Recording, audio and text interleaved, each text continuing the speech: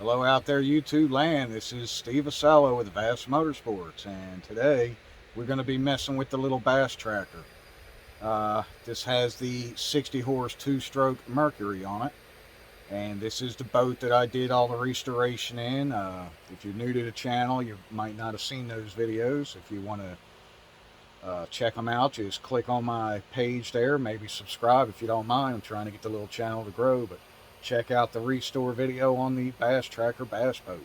This is the one that I rescued. It was going pretty much, it was scrap, been sitting for about 10 years, no title, none of that good stuff. Was going to go to the scrap yard, so the fella knew that I'd work on boats and bring it back to life. He knew I was the man to bring it back to life, bring it back to glory, get the thing back on the water if anybody was going to do it. So he hooked me up with the boat. Thank you again. And what we're going to do today is, I've already had the carburetors off, as you probably have seen some of you in the one of the original videos when I first got the boat. I wanted to make sure that it would at least run and that the motor was okay before I ever sunk a penny or any of my time into the actual boat. So wound up cleaning the carbs out. They had a little trash in them, of course, from sitting that long, but they were very clean inside the bowls, no corrosion or stuff like that, so I was happy. Drained all the fuel out of the fuel tank, of course. I've got an electric pump that I siphon everything out. Changed all the fuel line, from the tank up to the boat here, and put a new priming bulb up, new filter and stuff up here on the motor itself going to the carburetors, and made sure all the fuel line and everything is in good shape or replaced. And so it runs great, but once it's been out on the water for a while and you're running hard with it and everything's up to temp and you've been running for a while and you come back in, go to idle, like you're gonna pull up to a dock or pull up to somebody's boat, and put it on the trail or whatever, it's kind of being a pain in the butt. It'll give a little burp back through the carbs. I'm not sure which carb. I probably should have took the air cleaner off and actually paid attention to which carb, but I didn't do that. So what I did find is, whenever you are playing with any carburetors, I don't care if it's a motorcycle, boat, whatever, if it's multiple carburetors, they need to be in sync. And so when I was looking inside here, out of the carbs, I wanted to make sure that when it's in its resting place, which it is, because it doesn't have, this lever actually pushes against this and opens the butterflies. And there's supposed to be a little gap here, I think around 5 thousandths or something. I've got a little gap, you can hardly see it. I just wanted to make sure, as long as this rolls, then you know you're not making contact. It's in the resting position, they should be shut. The top one was barely open, you could see it at the bottom there. You could see that it was open. So what I did do was, the linkage itself is not adjustable, this plastic linkage, but that's why these are slotted with the screw. This goes straight to the butterfly and it's spring loaded. So I undid this one. Actually, I went ahead and let all three of them reset in the closed position, and I really haven't bothered. That might have took care of the issue. But what I did notice was, you see this little bit of fuel here? What's happening is the bowl gasket itself is actually leaking. I would clean it off. I didn't put new gaskets when I rebuilt them the first time, or cleaned them, because everything came apart nice. I had to hit it with a screwdriver after I had the screws out and get it to tap loose, but it didn't tear the gasket. Again, I was just trying to get it running, make sure everything was good. And now that I see the fuel actually leaking, I went ahead and ordered new gaskets for it. This is the Sierra brand. I wanted to go with that instead of the totally cheap China junk. And that's the part number on the kit if you want to invest in one of those yourself. I've got 3 kits, one for each carburetor. These are just the gasket kits because everything inside looked good. I don't believe there's any issue with the needles or floats or anything like that. The jets, all that's good. So I would rather not put the cheap China stuff in the carburetors. I'd rather keep that factory Mikuni or whoever makes these, and just replace the gaskets with a good quality gasket. So that's what we're actually about to do here. Back to this, I undid the screw. let the butterfly shut all the way, and then you just tighten the screw back down. That's how you do what's called link and sync on these. And after I had figured that out, I went online and started watching videos to see if anybody had any actual good information on that. It turns out I was doing the correct thing, and it's actually called link and sync, supposedly. So anyway, what we're about to do is I'm going to go ahead and just pop these off. They just pop off. I might need to grab a screwdriver real quick. These are 13 millimeters. Pull these off. I've got some little clippers here, little side clippers. I'm going to go and cut. These don't have actual clamps, they're just little tie wraps, which is plenty because these are not under any real pressure or anything like that. Going to go ahead and get the oil jug laid over and out of the way. It's got a 13 mil right here on the top for this little bracket. You just remove it out of the way. The bottom's just stuck down into another bracket there. I'm just going to lay it over out of the way here. Let's go ahead and cut these off without cutting or damaging the hose itself. Alright, went ahead and popped off the little linkage off all 3 of the balls here. Just take that, set it to the side. I clipped off my little tie wraps that are on the hose. I'll probably just, well, there we go. I was going to say, try not to break or cut anything. Again, these are not very tight. I would say if you're having any issue, maybe grab some needle nose or something, or flathead and stick it behind it. But those are coming right off because they're not like a car fuel line where it's braided and stuff inside. These are just thin rubber hose. And then you got your main feeding hose coming up right here. I will take a little screwdriver, push that one backwards. And let's break these 13s loose. Alright, so I just used a strap just to hold the tank over out of the way. Doesn't matter what it looks like. I just didn't want to undo the lines off the tank and try to damage anything on this plastic tank or just make a mess with the oil. So that gets this out of the way, opens everything up on this side, and just keep the fuel filter and stuff out of the way there. And I did notice the other good thing is I've had this out a few times. I've put quite a few hours on it now, and my oil leak is gone. That was in another video. This had oil coming out here, and it turns out it was the input shaft seal. So I have another video on my channel that's showing how to fix that. If you see any oil coming out right here, you don't want to run it because there's not very much oil in this outdrive in the lower unit. And if you've got oil coming out, then water's getting in and it will destroy the gears. So anyway, let's go ahead and get these off. Also, I forgot on this bottom carburetor number 3, it's got this little rod that you have to pop off. It's going over to the oil pump. It tells the oil pump how much to start pumping as the throttle's moving. Alright, so I took my 4 screws out. Make sure you have a decent screwdriver. Don't be using something that's going to strip the screws. If you are having any issues getting them out, you may have to use a little impact driver to break them loose. Might have had 1 or 2 like that the first time I took them apart, but once they've been out like this already, then I know I'm good to go. Just use a decent blade screwdriver. The other thing is, I noticed as soon as I undid the screws, this is already loose. So that's a sign right there that she is definitely going to leak and seep like it was doing, but these are actually a rubber gasket. I figured I would have to replace them eventually, you know, but the thing was, I really just wanted to get the boat running and make sure, like I said, that the motor was good before I went through all the trouble of restoring the boat, because I wouldn't put the money out to put a motor on the boat if it would have needed a motor and the boat was in such rough shape like it was. But thank God the motor was good.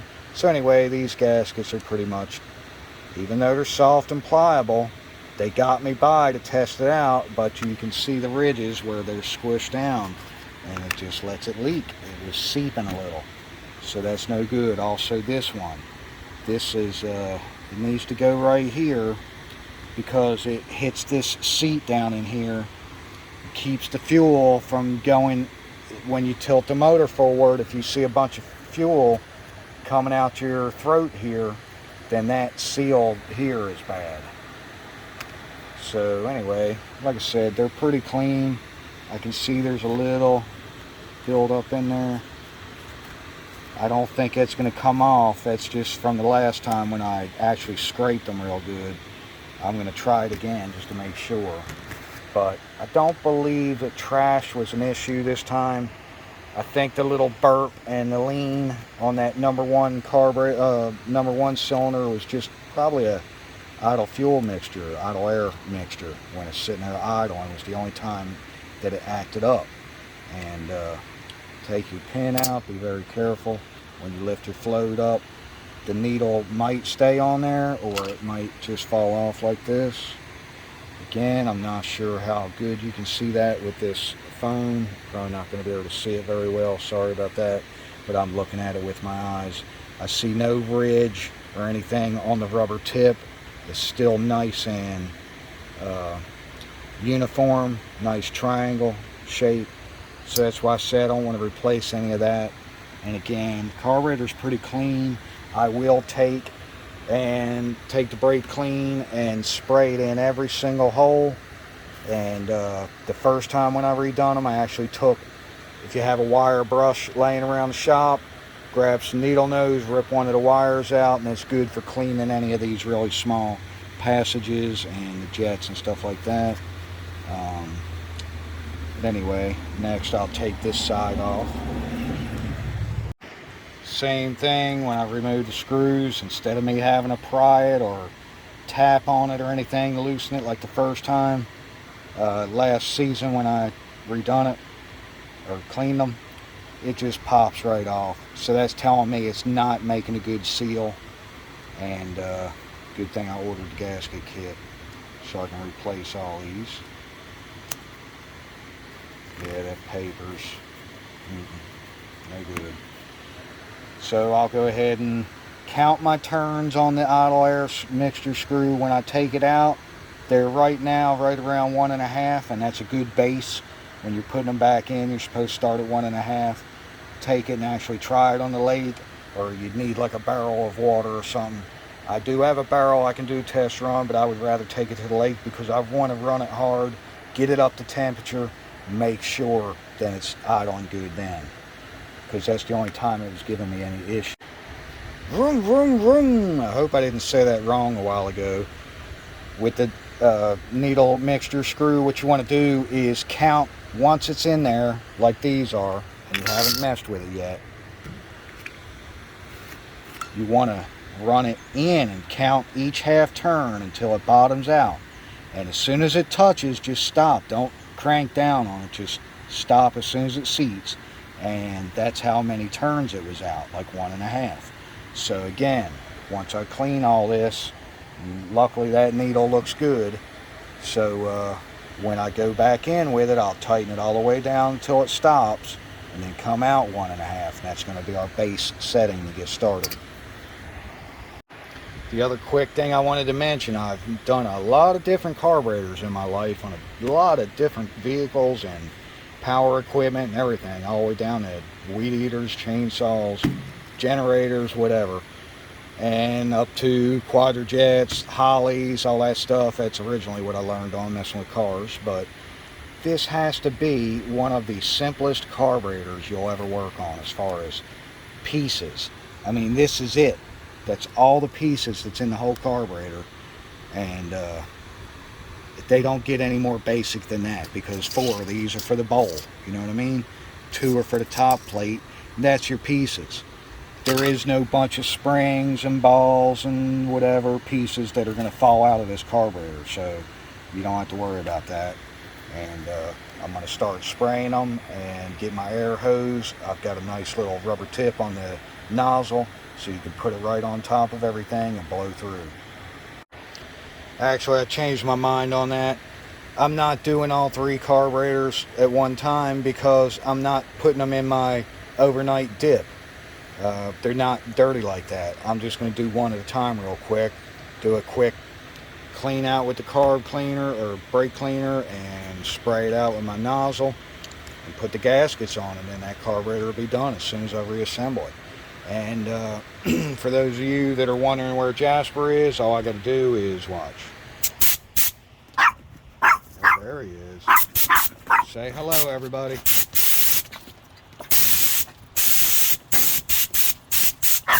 He don't like that. He don't like that. Woo. Good boy.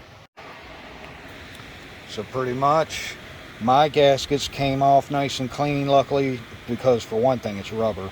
But if you needed to clean that up, you could take a razor and just very gently scrape everything off. And thankfully mine are still clean. I just took the brake clean and cleaned all these ports out, took my sprayer. It really gets them going, y'all. Alright, it's enough. And then this one is for where it goes onto the motor. And who knows, that might have been leaking a little because I just reused those too. You know, it could be a little air leak there. Got the nice rubber gasket to go back on the bowl. Got this one to go on here, just like this. And this is going to be for the drain plug of the bowl. I believe you can use either one. This is the paper like it had. I'll double check. If the metal fits it nice and snug, I may go with it. And of course you got this one for your top plate there. So this is a pretty nice little kit. Again, that's the part number if you need that. And let's get this put back together. Alright, I dropped the little rubber gasket in first around there. The new one is down on there, and luckily it holds itself into place. That's why they have these little notches cut like that. Next, I hung the little needle from the float, and then you drop it in nice and straight down. Make sure it went in the actual hole, and then you just pick up your little pin and push it right through. The other thing I wanted to mention is inspect your float real good. I don't think there's any issues with these. Look at them really good for any kind of cracks or anything like that in them. Something majorly discolored or anything, these still look great. No cracks, no stress anywhere. No fuel inside them, because when they're out I could shake it and make sure nothing has gotten inside of it, because then it won't operate correctly. There is a exact measurement for it that you can check the height here, but I don't believe there was any issue there, and they seem like they're nice and flush, and I don't believe that's been messed with. But you could adjust it if it needed it, and you would bend the little tab back here that holds the needle. Alright, when you look through the actual little hole here, the drain hole, that's where the main jet, you can kind of see it down in there. There's a better view of it. You want to make sure that jet is clean. Now you can just spray brake cleaner right through it if you want. And I see I need to clean off the top edge here just a little bit. Just make sure when you're cleaning these you don't gouge it with anything. Be very gentle, and make sure your surfaces are clean. You can take the jet out if you need to. You just need kind of a smaller or skinnier screwdriver than a regular flat blade. Alright, went with the paper gasket on the little drain, and pretty much I just had to push the gasket in a little. When I looked through I could see the hole lined up, drop the screw in, run them in just a little bit. You don't want to tighten them down, just get all four started. And then while I was holding the bowl in place, I was using my finger to push if there was anywhere, like right here. I didn't like how the gasket looked like it was hanging out a little too far, so I was holding it in with one finger while I'm holding everything in place.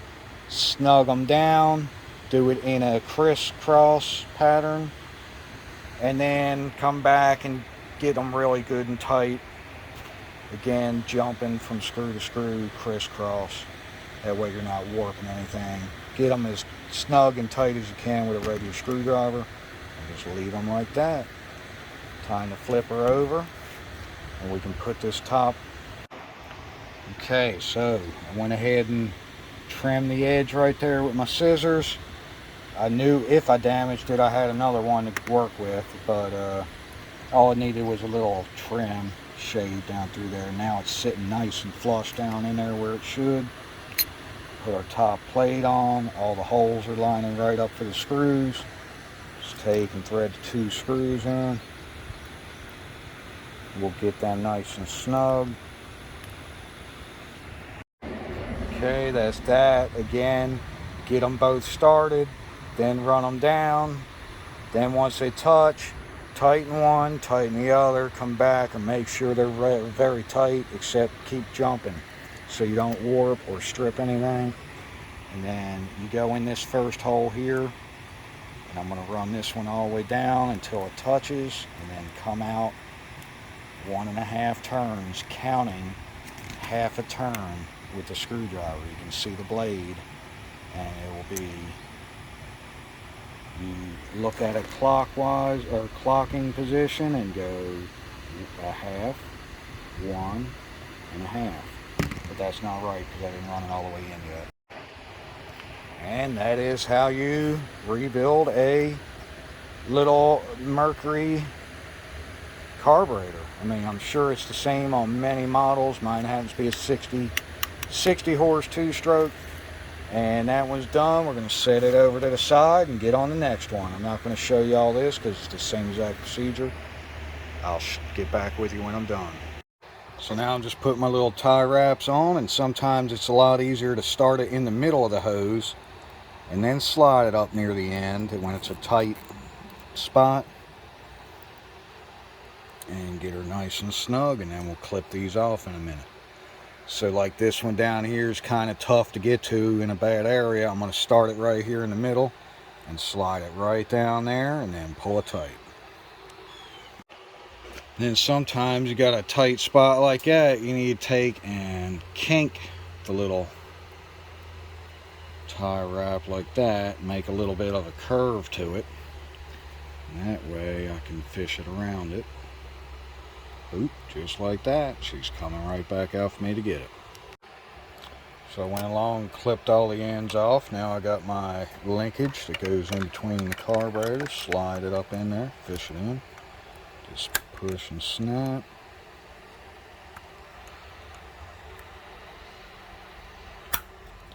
And snap and snap.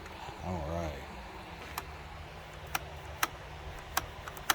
Now we're going to double check. See, I've still got this spinning, little bitty gap in between. That way I know this is not resting on it.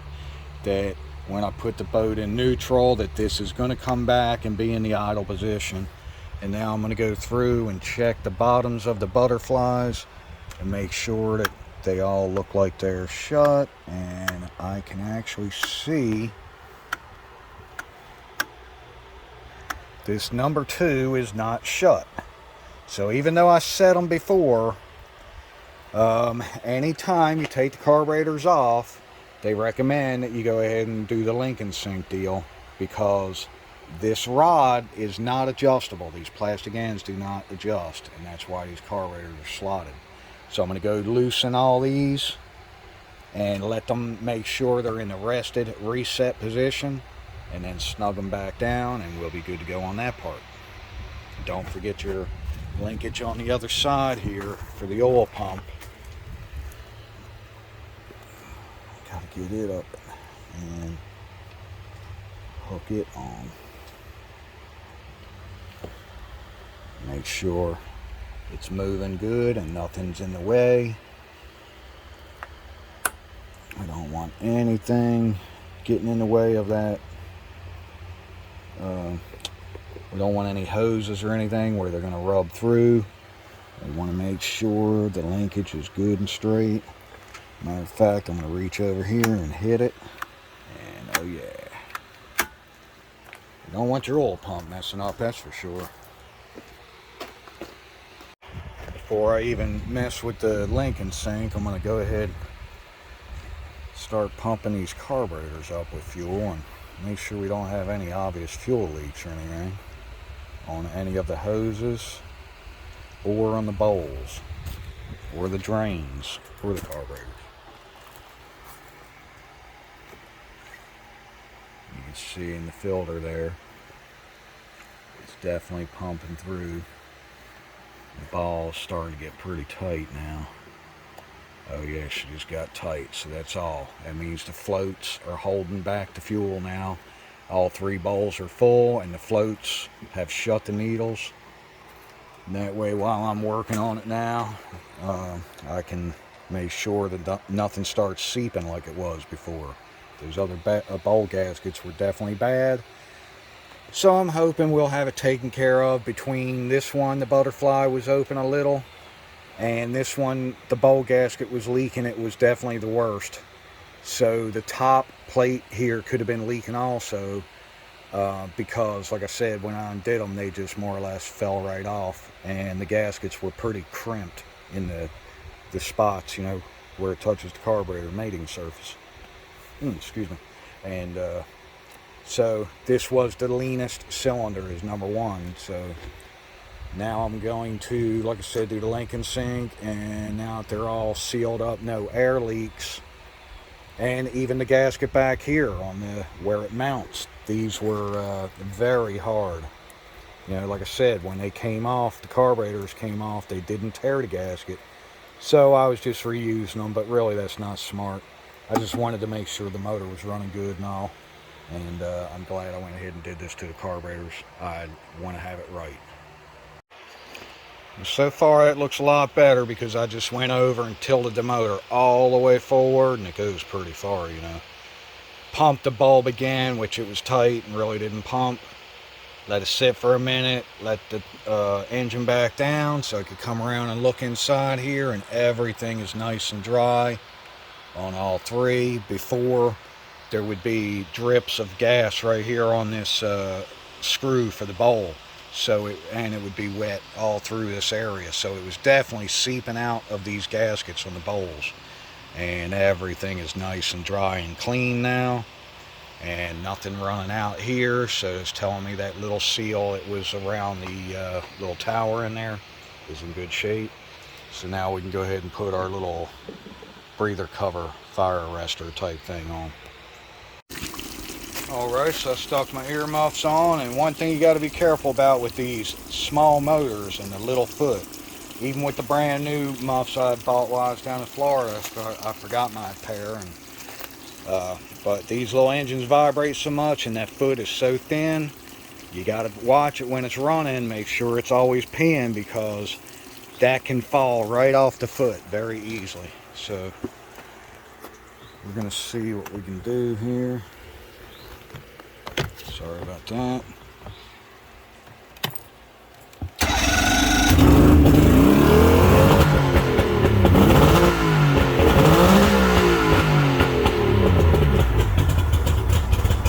Yeah, she's pan good.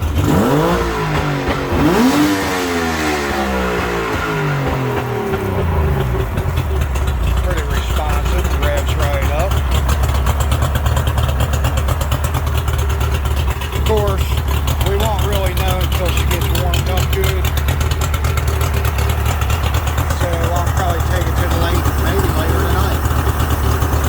And I'm going to make sure I don't see any dripping or leaking or fuel anywhere here. So far it looks good. I know you probably can't tell on the camera. See, it sounds great sitting there idling like that. But again, it's when you've been running up and down the lake really hard on it for a while, then you come in and idle. That's when, if you idled a little too long, like a minute or two, then it would start dying out and finally just stall.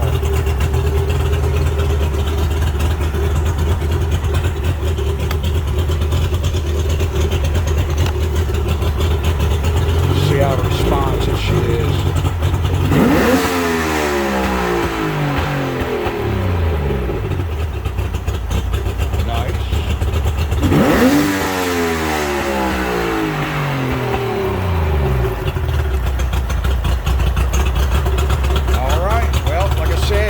Just a matter of fine-tuning the idle mixture, idle air screws.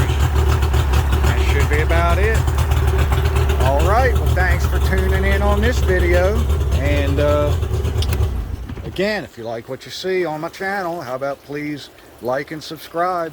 Maybe leave me some comments if you've seen something I could improve on or something I did wrong. Let me know. So anyway, thanks again, and y'all have a good day watching the Bass Motorsports channel. God bless. Oh, one more quickie. Let's see how she starts. Alright, that's with the throttle in neutral and no choke, just hit the key. One more for you. Woohoo! Thanks, y'all. And I just want to say one more time, thank you everybody that has been following the channel. And if you are new, if you stuck around this long through the video, thank you very much. I'll add this one to the playlist. You can go back and check out the full build on this boat. This is the 02 Bass Tracker 175 Pro Team Special Edition. The one that I got for free and have fully restored the whole entire boat, so you can check out all those videos on my channel. Thanks, y'all. Have a good day.